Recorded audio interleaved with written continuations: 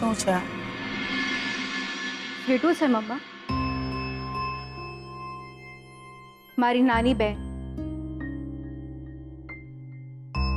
યાદ હશે તને મમ્મા? જેટલી જીદ હું મારા માટે નહોતી કરતી, એટલી જીદ હું એના માટે કરતી હતી. એના કપડા, એના રમકડા, એની દરેક ગમતી વસ્તુ માટે જીદ કરતી હું. તારા અને ડેડ સાથે લડતી હું, ઝઘડતી અને રડતી. હું પણ નાની હતી ત્યારે પણ એનો હાથ પકડીને ફર્યા કરતી હતી, તેડી લેતી હતી એને.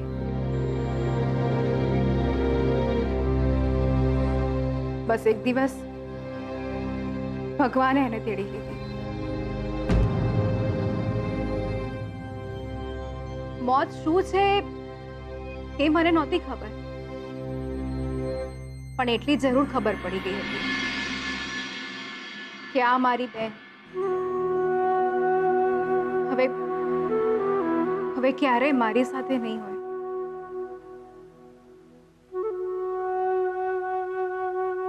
વર્ષો નીકળી ગયા મમ્મા, પણ એક ફ્રેન્ડ નથી બનાવી શકી હું.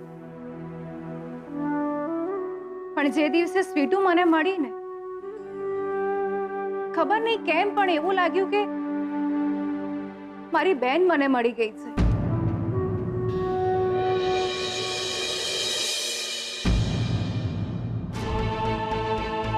જાણું છું મમ્મા, તું તારી જીદ ક્યારેય પડતી નહીં. અને એક વાત સાંભળી લે મમ્મા, હું પણ તારી દીકરી છું, તારું લોહી છું. હું પણ મારી જીદ પડતી નહીં મૂકું.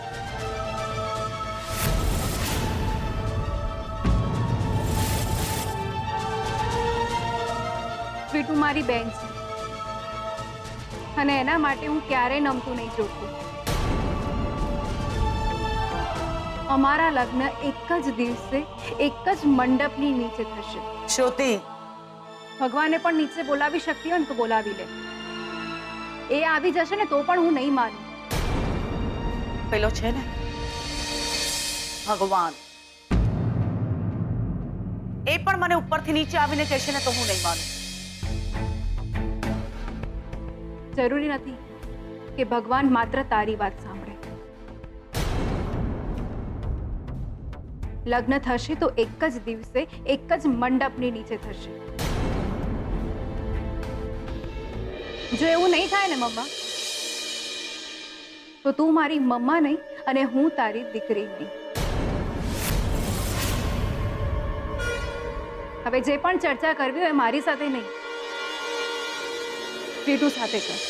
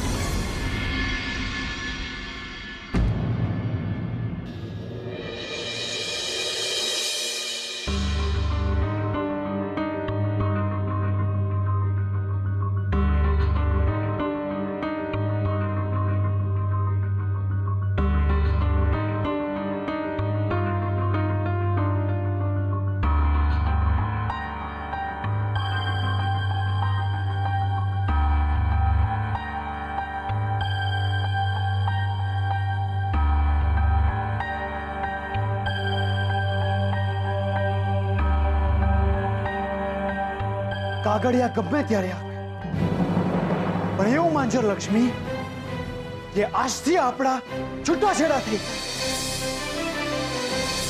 પ્રેમ હવે હું માત્ર શ્રુતિને કરું છું, સિવાય કોઈ નહીં.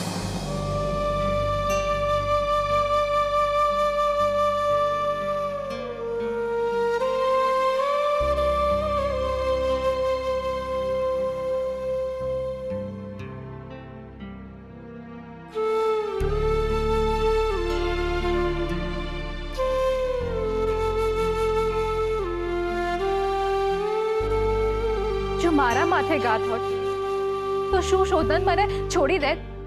હું અને શોધન હંમેશા સાથે રહીશું. કોઈ પણ દુઃખ હોય, કોઈ પણ તકલીફ હોય, એના માથે મારો પ્રેમ હોવો જોઈએ, ઉપકાર નહીં.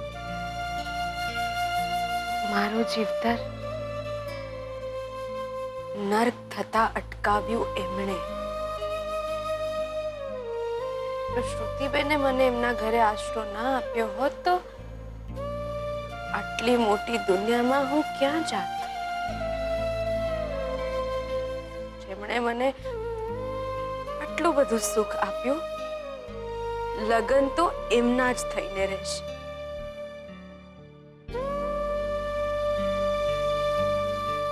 એમની ખુશીથી વધુ કશું જ નથી. મારું જીવતર પણ નહીં. મારા શ્વાસ ખૂટતા હોય તો ભલે ખૂટી જાય, પણ હું એમના લગ્નમાં કોઈ વિઘન નહીં આવવા દઉં.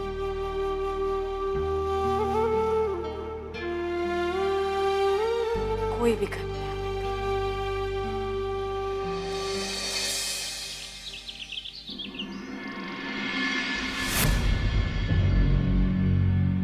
સ્વીટુ, તારું નામ સ્વીટુ છે ને? એટલે કે સાચું નામ પણ સ્વીટુ જ છે ને? જી દાદાજી. અરે ગભરાવાની જરૂર નથી બેટા. તારા બા બાપુજી? એ તો હું જ્યારે નાની હતી ને ત્યારે જ ગુજરી ગયા.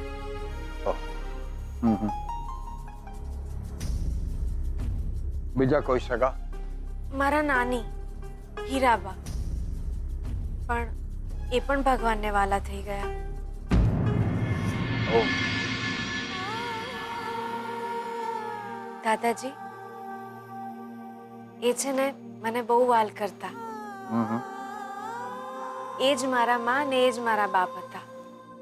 બહુ સાચવતા મને. તે સિવાય બીજા કોઈ સગા?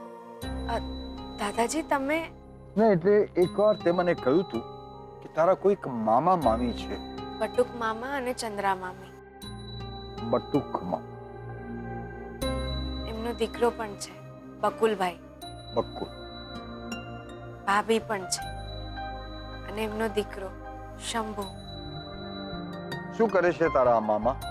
જી, એ ગામમાં સરપંચ છે. ઓહ, ગામના સરપંચ છે? હા દાદાજી. તારું ગામ કયું? એટલે કે ગામનું નામ? જી, કાટપર. કાટપર. બેટા, ગામના સરપંચની ભાણી છે તું તો. મોટા ઘરની દીકરી કહેવાય. જો કે તને જ્યારે મેં જોઈ ત્યારે જ મને લાગતું હતું. તે છતાં તારે આ કામ આટલા મોટે ઘરેથી આવી છે તો પણ તારે કે સૌ સારાવાના થઈ જશે. દાદાજી, દાદાજી, આ બધું તમે જો સ્વીટુ બેટા, હું તને દત્તક લેવાનું છું. બેટા, આ બધું એટલા માટે મેં પૂછ્યું કે મારે તારા મામા મામીને મળવું પડશે. મારે તને જો દત્તક લેવી હોય તો તારા મામા મામીની મારે પરવાનગી લેવી પડે. એમને તો તું એમ પણ અળખામણી છે, એ લોકો હા પાડશે જ, પણ જે કાયદાકીય કાર્યવાહી છે એ તો કરવી જ પડે. જેમ મને તેમ જલ્દી હું તારા મામા મામીને મળીશ.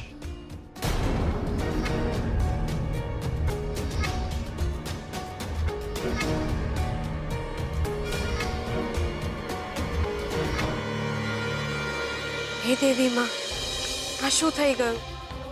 દાદાજી મને પૂછતા ગયા અને મેં બધું કહી પણ દીધું.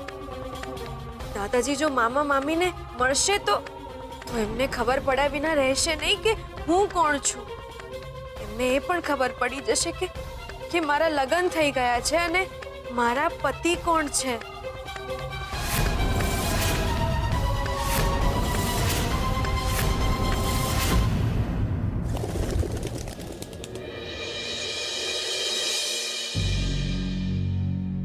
તે મને મળવા ના બોલાવી હોત તો હું આજે તને મળવા આવવાની જ.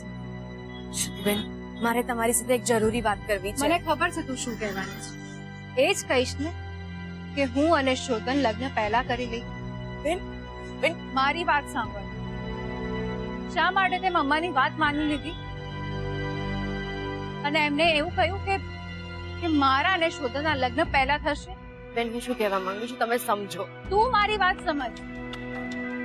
મેં તને પહેલા પણ કહ્યું છે ને કે હું જલ્દી કોઈ સંબંધ બાંધતી નથી અને એકવાર જો સંબંધ માની લઉં છું તો કોઈ પણ સંજોગોમાં નિભાવું છું. મેં તને મારી બેન માની છે તો માત્ર કહેવા માટે નહીં, તને સારું લગાડવા માટે નહીં. તું મારી બેન છે તો બસ છે જ. અને તને કહી દઉં છું, આપણા બંનેના લગ્ન એક જ દિવસે એક જ લગ્ન મંડપની નીચે જ થશે. નહીં બેન, નહીં.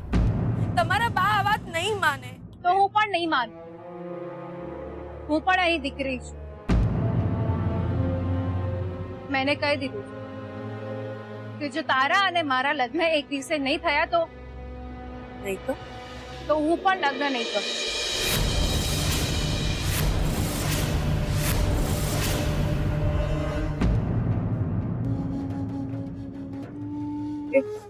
બેન, તમે આ શું? હું તને પૂછવા નહીં કહેવા આવી છું. મેં મમ્માને પણ કહી દીધું છે અને તને પણ કહી દઉં છું કે દુનિયા ઊંધી જતી થઈ જાય પણ આપણા લગ્ન એક જ દિવસે એક જ મંડપની નીચે થશે. બસ હવે તું ને જીગર લગ્નની તૈયારી કરો.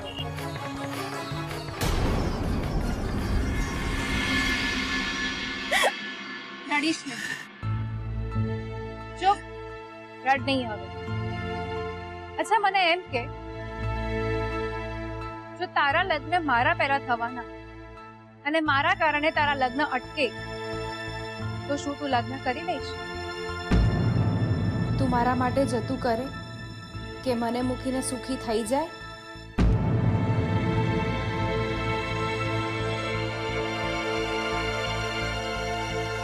હું શોધન આવે ને એટલે એને પણ કહી કે તારા અને મારા લગ્ન એક જ દિવસે થશે.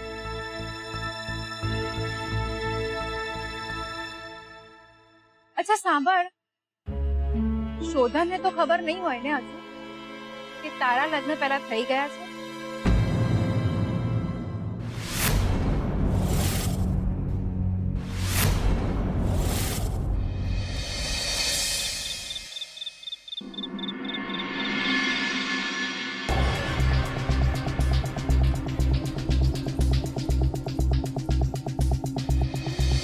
મારી દીકરીના લગ્નની સાથે સાથે કામવાળીના લગ્ન.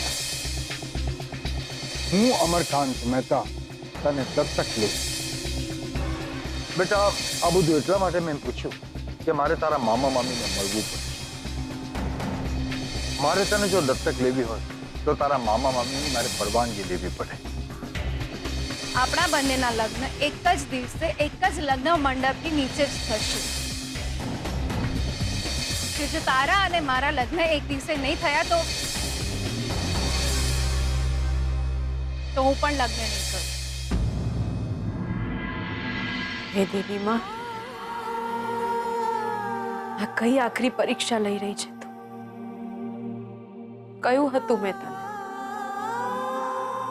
કયું હતું કે મારા લીધે કોઈ રાજી ના રહે તો કઈ નહીં, પણ મારા લીધે કોઈ દુખી ના થવું જોઈએ.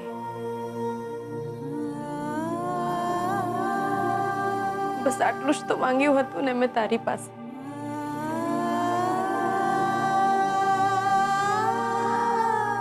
દેવીમાં શ્રુતિબેનના લગ્ન મારે લીધે અટકે એમ છે. જો આવું થશે તો ખબર નહીં શું થઈ જશે. બે ઘર વચ્ચે દુશ્મની થઈ જશે. દાદાજીને ખબર પડી જશે કે હું કોણ છું. શ્રુતિબેનનું જીવતર રોડાઈ જશે. નહીં દેવી માં, નહીં, આવું ના કર. દેવી માં મદદ કર. સાવ એકલી પડી ગઈ છું. સાવ કોઈક તો મદદ મોકલ, જેની સામે હું મારી વાત કરી શકું, હું રડી શકું. દેવી માં મદદ મોકલ. દેવી માં મદદ કર, કંઈક મદદ કર. તથાસ્તુ.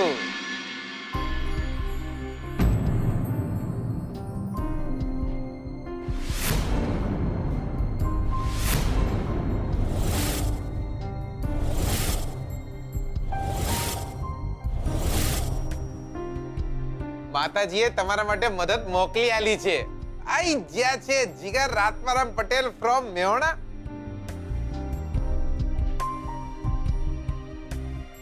મેહોણા થી પાછા આવી જાય છે દિયોર. તમે હોવા પકા તમારા માતાજીએ આપણને ફોન કર્યો હતો. એટલે માતાજી બોલ્યા કે આ નાલાયક તું મેહોણામાં શું કરે છે? બધા કામ પડતા મેલ અને વડોદરા ભેગો થઈ જા. સ્વીટુને તારી મદદની જરૂર છે. બોલો બોલો શું મદદની જરૂર છે? બોલો બકા. તમારા ગયા પછી અહીંયા બહુ જ ગડબડ થઈ ગઈ.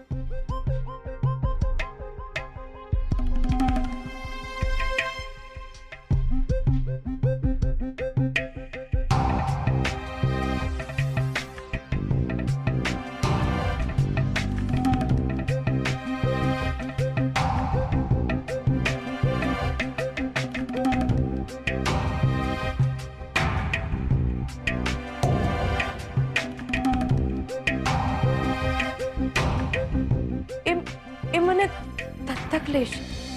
એ મને દત્તક લેશે.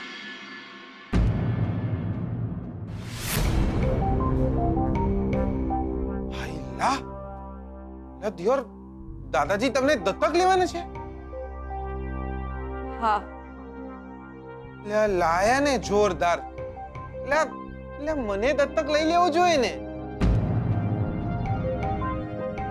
ના ના હું એમ કહું છું કે દીકરીની જગ્યાએ વહુ મળ્યો તો શું વાંધો હતો દાદાજીને? તમે શું બોલો છો? એટલે તમે જવા દો બકા, તમે મારા બોલવા પર ના જાઓ. તમે બોલો શું કહેતા હતા? મને બહુ ચિંતા થઈ રહી છે. દાદાજી કહે છે કે એ મામાને મળવા જશે મારા, અને જો એ મામાને મળશે તો એમને ખબર પડી જશે કે હું કોણ છું અને મારા લગ્ન થઈ ગયા છે કે નહીં, અને કોની સાથે થયા છે. એટલે દાદાજીને પણ છે ને આ ઉંમરે બી જપ નહીં. એટલે દાદાજી બની ગયા છે પણ તો બી બાપા બનવું છે.